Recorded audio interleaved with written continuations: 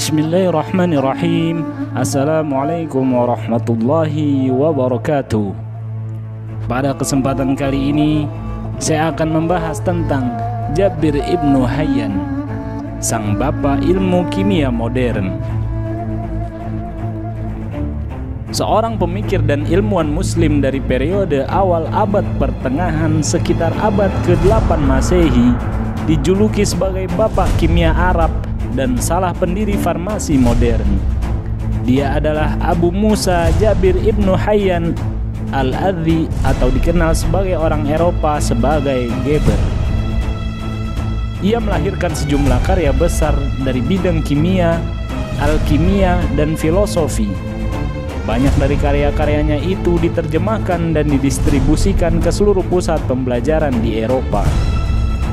Berkat kontribusinya yang sangat besar dan dianggap telah meletakkan dasar-dasar kimia modern, Jabir bin Hayyan kemudian dikenal sebagai bapak ilmu kimia modern. Jabir ibnu Hayyan lahir di kota Tus di provinsi Khorasan di Iran pada tahun 100 Hijriah atau 721 Masehi. Ia memiliki nama lengkap Abu Musa Jabir bin Hayyan al-Sufi al-Adzi. Ayahnya merupakan seorang attar, seorang ahli obat-obatan dari suku Arab di Yaman yang tinggal di kota Kufah di Irak selama pemerintahan Bani Umayyah.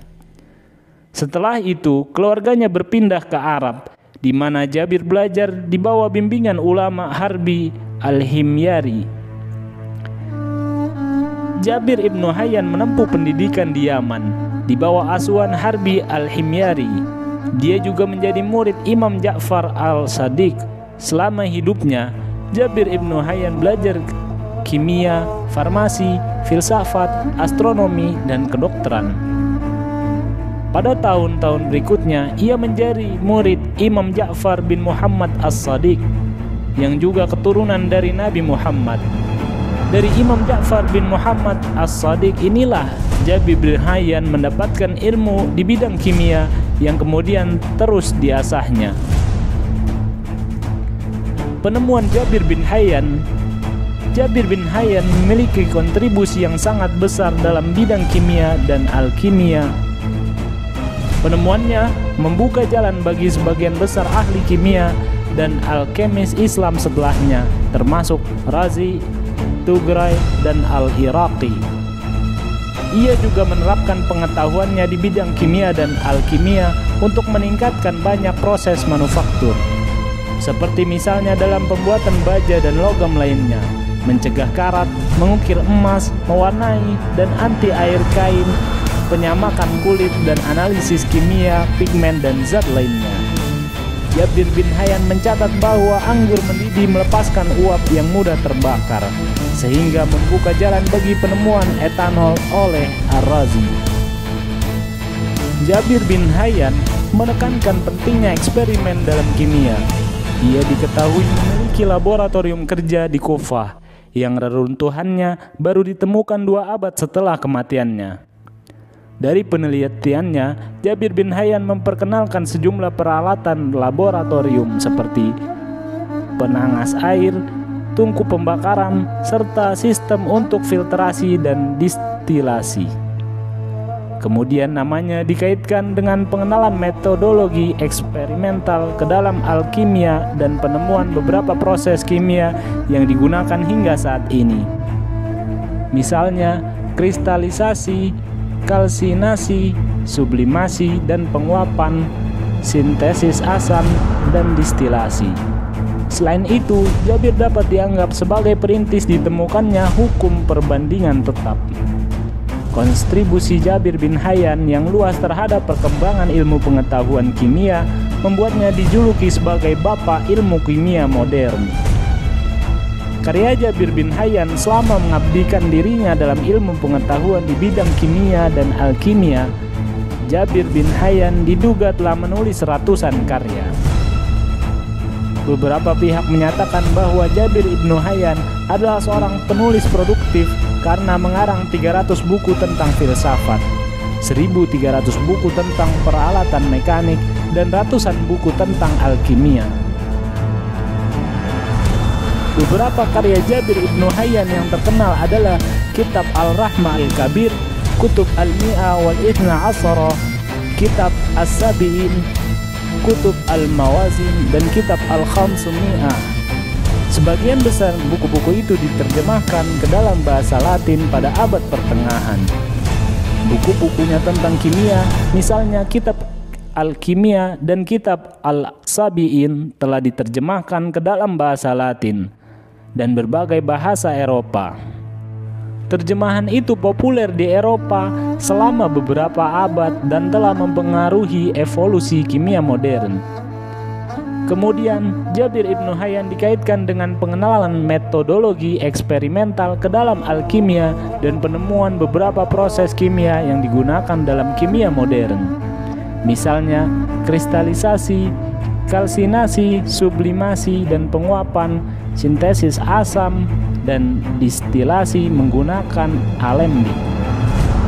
Prestasi lainnya termasuk pengolahan berbagai logam, pengembangan baja, pewarnaan kain, dan penyamakan kulit, pernis kain tahan air, penggunaan mangan dioksida dalam pembuatan kaca, pencegahan karat, dan identifikasi cat dan gemuk. Dia juga mengembangkan aqua regia untuk melarutkan emas. Jabir ibnu Hayyan membuat 3 kategori untuk unsur alam, yakni roh yang menguap saat dipanaskan, logam seperti emas, perak, timah, besi, dan tembaga, dan batu yang bisa diubah menjadi bubuk. Nomenklatur ini bisa mewakili awal dari klasifikasi elemen yang lebih baru. Meskipun alkimia kuno berkaitan dengan pengolahan logam mulia, Jabir mendedikasikan karyanya untuk pengembangan metode kimia dasar menggunakan eksperimen dan studi reaksi kimia dan prinsip-prinsipnya, sehingga membuka jalan untuk mengubah kimia dari alam mitos dan legenda menjadi disiplin ilmiah. Melansir ensiklopedia, Jabir ibnu Hayyan mampu merubah suatu pandangan tahayul dan kerana sains.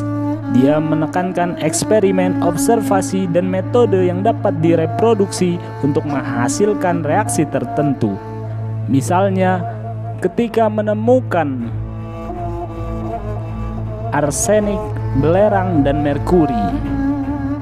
Selain penemuannya tentang bahan kimia tertentu yang meliputi asam nitrat, hidroklorik, sitrat, dan tartrat, Jabir juga berkontribusi pada pengetahuan tentang distilasi, sublimasi, kristalisasi, kalsinasi, dan penguapan. Dia juga menemukan fakta bahwa memanaskan logam dapat menambah bobotnya. Dia juga menemukan alembik bejana yang digunakan dalam distilasi. Dia juga orang pertama yang menggunakan mangan dioksida untuk membuat kaca dan mengembangkan aqua regia sebagai alat untuk melarutkan emas.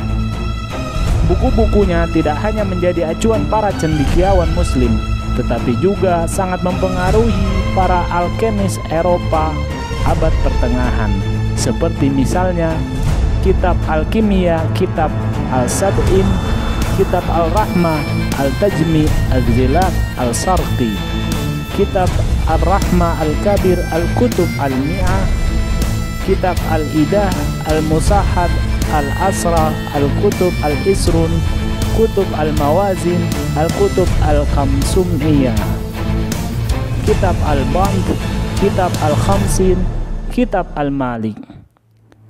Jabir ibnu Hayyan diketahui sempat menjadi alkemis istana pada masa pemerintahan Khalifah Harun ar-Rasyid dan merupakan seorang dokter yang bekerja untuk para menterinya. Jabir bin Hayyan menghabiskan sisa hidupnya di kota Kufah, Irak masa kini. Akhirnya ia meninggal dunia pada usia 94 tahun pada tahun 236 Hijriah atau 815 Masehi di Kufah. Wallahu a'lam bishawab. Wassalamualaikum warahmatullahi wabarakatuh.